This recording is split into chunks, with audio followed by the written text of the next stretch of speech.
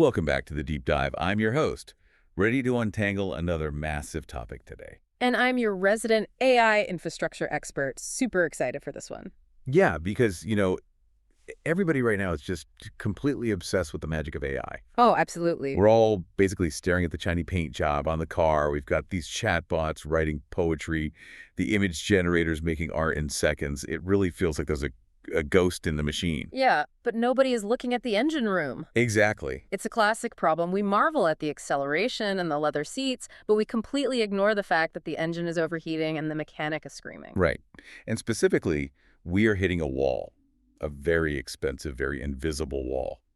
Models are getting smarter, sure, but they're also getting massive. And trying to get them to remember long conversations or read entire books at once or analyze high-resolution images, it turns out that makes them agonizingly slow. Or worse, they just crash. It's what we call the memory wall. And it's not just a speed bump, it's a total barricade.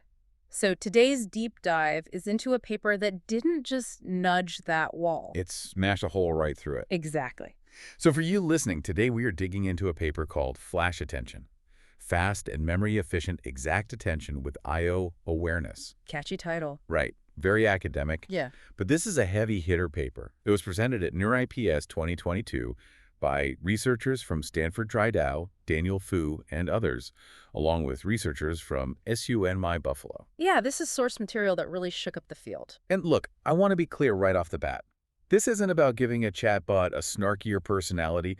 We are talking about the plumbing of artificial intelligence today. That's a great way to put it. This is pure infrastructure. The authors of this paper figured out a way to make AI read effectively 3 times faster than before. Which is huge. And handle way more data without needing a supercomputer the size of a city block to do it. That is the hook for me. Because usually in tech, faster just means buy more hardware. Right. Threw money at it. You want better graphics?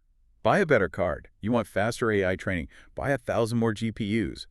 But this is write smarter code. Yeah. It's optimization in its absolute purest form. Yeah, it really is. So let's unpack this. What is the core bottleneck here? Why do transformers, which is the architecture behind stuff like GPT and BERT, why do they choke when we feed them a long book? Okay, to understand the choke point, you have to look at the attention mechanism itself. It's basically the secret sauce of the transformer. Right. Imagine you are reading a sentence. To understand the word bank, you need to look at the other words to know if we mean a river bank or a financial bank. Context is king. You just can't define the word in isolation. Exactly. And for a short sentence, that's easy. The computer looks at bank, looks at river, connects the dots. But the math behind this is, well, it's quadratic. Oh, boy. That's the technical term. And it's the villain of our story today. Quadratic complexity. I remember this from my computer science nightmares. Yeah, it's the one where the curve on the graph just goes straight up. It means if you double the length of the text you want the AI to read, the amount of work doesn't just double, it quadruples. Wow. If you triple the text, the work goes up 9 times. So it just spirals out of control immediately. It does. If you want to process a whole book, every single word has to pay attention to every other word in that book. That creates a massive matrix of connections. Right. We call it the n by n matrix. If you have a sequence of 1,000 words, that matrix has 1,000,000 entries. Okay. If you have 10,000 words, that matrix has 100 million entries. And moving that massive matrix around inside the computer's memory, that's where things grind to a halt. Precisely. The computer isn't struggling to think about the data, it's struggling to move it. It's a logistics nightmare. So this brings us to the real aha moment of the paper. They call it I/O awareness, input-output awareness. Yes. And this represents a massive shift in philosophy because most AI optimization for the last decade has focused on FLOPs. Floating point operations per second. Right. Basically, how fast can the ship do the multiplication? How fast can we crunch the numbers? Just faster chips, faster math. Exactly. But these authors realized the bottleneck wasn't the math. The math part is actually incredibly fast on modern hardware. The bottleneck was the memory hierarchy. They realized we were optimizing for the wrong thing entirely. I was looking at figure 1 in the source material, the memory diagram. I think it's crucial we break this down for you listening because this is where the magic really happens. It shows different levels of memory with vastly different speeds. Yeah. The best way to understand this physically on the chip, think of a GPU, like the NVIDIA A100 they use in this research. Think of it as a professional kitchen. Okay, I'm with you. Let's cook. All right. So you have the HBM high bandwidth memory. Okay. This is your pantry. It is huge, like 40 to 80 gigabytes on these top tier cards. It holds all your ingredients, your model, weights, your inputs, your entire data set. Got it. But relative to the chef, the pantry is down the hall. It takes time to walk there and back. So the pantry is big, holding everything we need, but it's slow in terms of access time. Correct. We are talking about 1.5 terabytes per second of bandwidth. Now, that sounds fast to you and me, but in the world of supercomputing, that's a leisurely stroll. Okay, so where does the cooking actually happen? Right next to the chef. This is the SRAM, static RAM. Okay. This is your countertop. It is tiny, only about 192 kilobytes per computing core. Wow, that is small. You can't fit much on it at all, but it is incredibly fast. We were talking 19 terabytes per second of bandwidth. Wait, 19 terabytes? Yeah, versus 1.5 terabytes for the pantry. It's an order of magnitude difference. The countertop is over 10 times faster than the pantry. Okay, so here's where I get stuck. If the countertop is so much faster, why aren't we just doing everything there? Why ever go down the hall to the pantry? Because it's tiny. 192 kilobytes is nothing. You can't fit the whole book on the counter. You certainly can't fit that massive N by N attention matrix on the counter. Right. So in standard attention, the way everyone was doing it before this paper, the chef is constantly running back and forth. Paint the picture for me. What does that look like? The chef goes to the pantry, grabs a huge armful of ingredients, the query, key, and value matrices. They run to the counter, they chop them up, but then... Run out of space. Exactly. Because the counter is full, they run back to the pantry to store the chopped onions, the intermediate results. Okay. Then they run back to the counter to chop the carrots.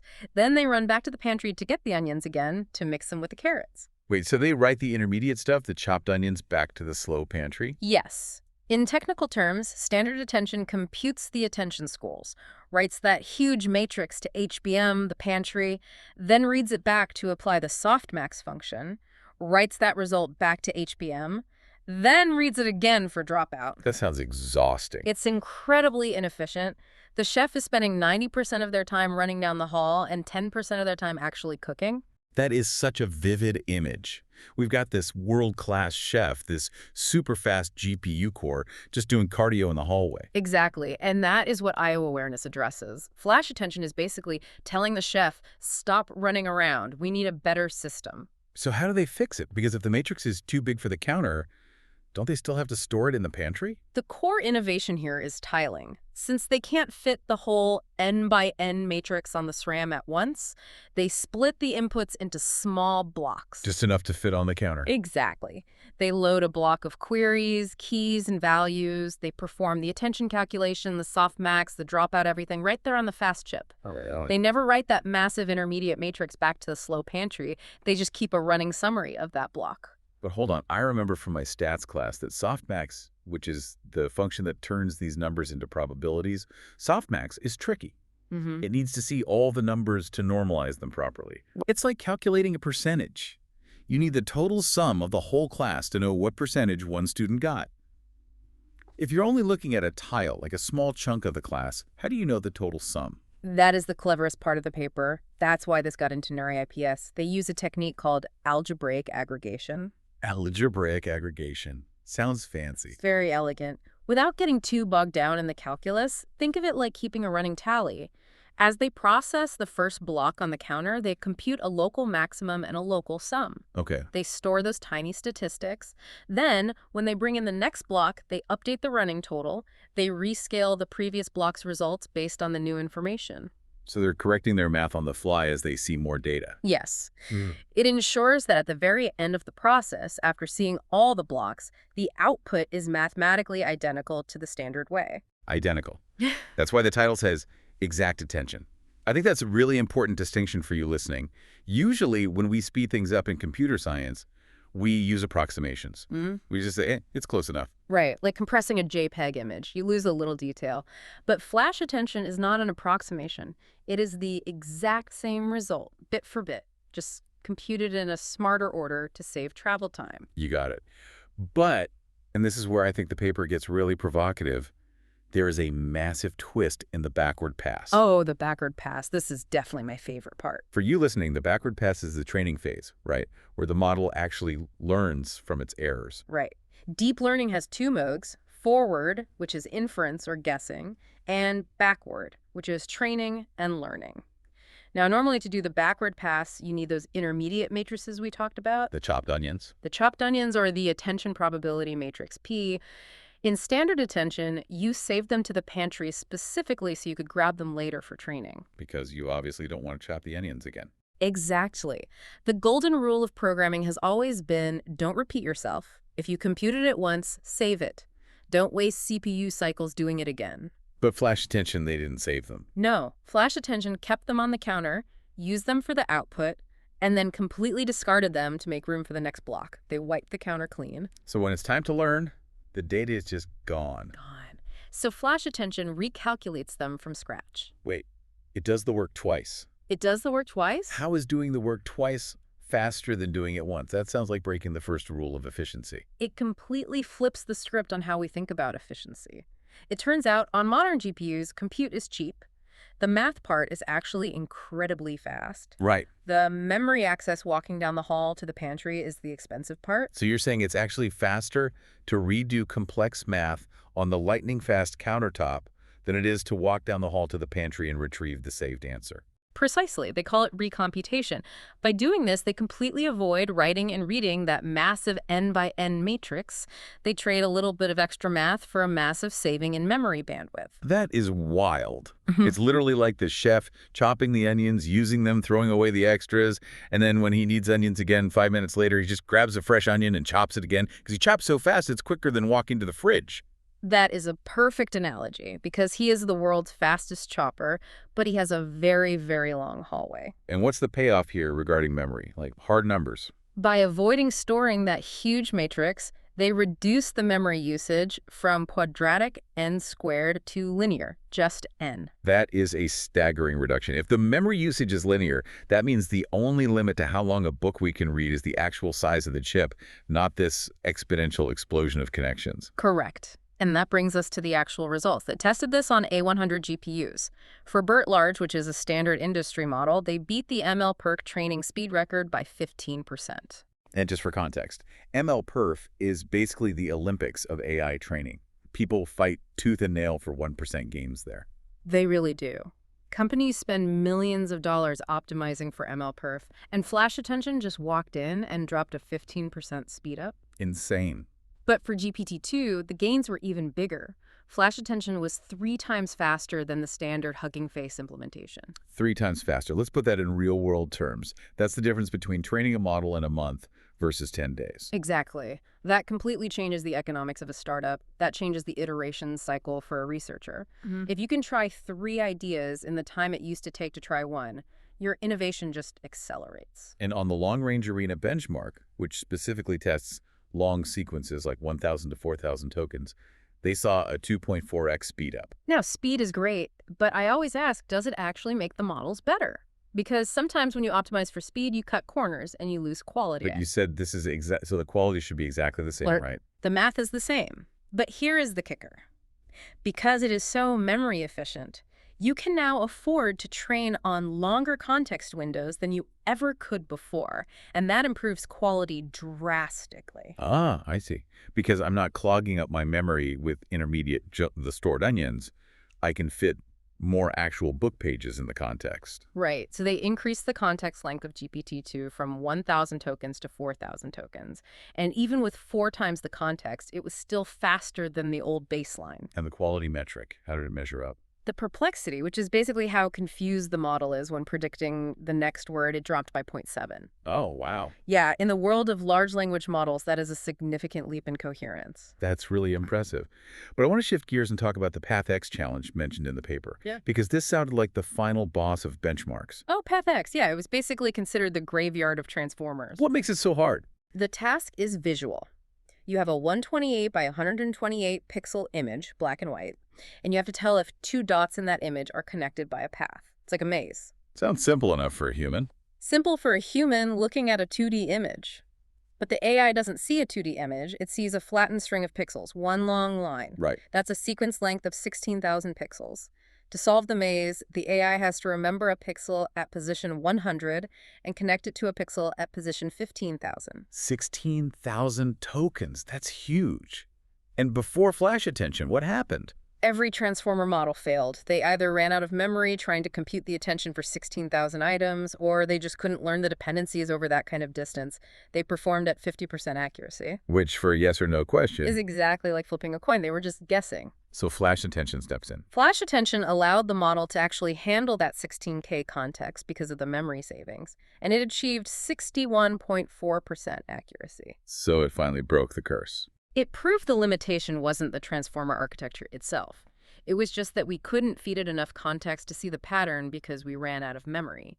Once we removed the memory bottleneck, the model could finally see. That opens up so many doors, like analyzing high-res images without shrinking them down, or really long biological sequences, DNA, proteins. Or entire legal contracts where a clause on page 1 modifies a definition on page 50. Right. But the paper didn't stop there. They introduced a block-sparse version, too. Now, playing devil's advocate here, if we just spend all this time getting exact attention, why do we want to go back to approximation? Because sometimes exact is just overkill. Block-sparse asks a simple question: do we really need to pay attention to everything? Like in a book, chapter 1 might not have anything to do with chapter 10. Exactly. In the attention matrix, lots of those connections are effectively zero. They don't matter. Block-sparse FlashAttention allows the algorithm to skip computing those blocks entirely. So if you know a block is going to be useless, you just don't load it onto the countertop. Precisely. You mask it out. And this scales the performance even further. We are talking about scaling up to sequence lengths of 64,000. 64,000. That's an entire novella. Yes. They tested this on Path 256, which is an even harder version of the Path challenge, and they got better than chance performance there too. 63.1%. Amazing. So zooming out here, we've gone from the pantry to the countertop. We've smashed the memory wall. What does this all mean for you listening who might be building these systems or even just using them? If we connect this to the bigger picture, it's really about democratization. How so? Before this, if you wanted to train a model on long sequences, say analyzing a patient's entire medical history or a full code base, you needed massive, expensive clusters of GPUs just to hold the memory. Yeah. FlashAttention reduces the memory footprint linearly. So you can do way more with less hardware. You don't need the world's most expensive supercomputer to train high-quality, long-context models anymore. It brings these capabilities within reach of smaller labs, universities, and startups. I love that. It's not just making the big guys faster. It's actually letting the little guys in the door. It levels the playing field. And it highlights a fundamental shift in thinking. For a decade, we have been optimizing for compute, making the math faster. But this paper proves that we have entered an era where memory is the true bottleneck. It's the plumbing, not the engine. The authors actually raise a fascinating point at the very end of the paper. Most deep learning software, like PyTorch, is heavily optimized for compute. They assume the math is the hard part. Right. But if we rewrote the software stack to treat memory bandwidth as the precious resource, it actually is, are we leaving massive performance gains on the table everywhere else? That is a deeply provocative thought. We might be running our Ferraris in first gear just because we don't know how to shift. That is a very apt analogy. We are optimizing for the wrong thing. FlashAttention shows us that if you respect the hardware, if you respect the pantry and the countertop, you can unlock performance that seemed literally impossible. It forces us to completely rethink how we write algorithms for modern hardware. Well, next time my computer lags while I'm trying to open a large file, I think I'm going to have a little more sympathy for that chef running back and forth down the hall to the pantry. And maybe just wish he had a bigger countertop. Exactly. This has been a fascinating look under the hood of the AI revolution. It's not just magic. It's really, really smart engineering. Thanks for diving in with us. Always a pleasure. And to you listening, think about where your data lives. Is it in the pantry or is it on the counter? We'll catch you in the next deep dive.